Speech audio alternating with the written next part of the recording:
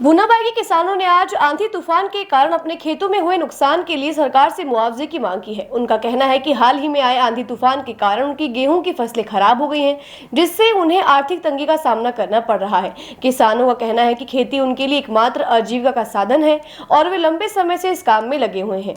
ऐसे में आंधी तूफान के कारण हुए नुकसान ने उन्हें बहुत परेशान कर दिया है। किसानों ने सरकार से मुआवजे की मांग की है ताकि वे अपने फसलों के नुकसान की भरपाई कर सके। गेहूं की फसल हुई और आंधी हवा चलने से सारा आड़े पड़ के गिर गया। आड़े करीब कितने बीघे में आपकी? 5-7 बीघा जमीन।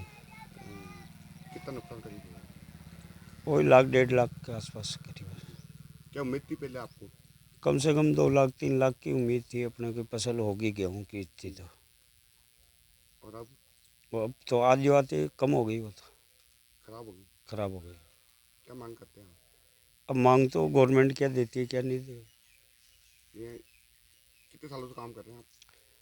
जब से मैं कम से कम 15-16 साल का हुआ तब से खेती चालू की मैंने। स्कूल छोड़ते ही पढ़े छोड़ के और खेती खेती चालू की है मैंने। तो हर बार यही फसल करते हैं या अलग करते हैं? अलग अलग करते हैं, बैंगनों के भी करते हैं, फूलों के भी करते हैं और साग सब्जी टमाटरों की हर चीज़ की पैदावारी करते हैं। आपके नुकसान है? अब की बार बहुत ज़्यादा नुकसान हुआ गेहूं में और बैंगनों के अंदर वो भी जल।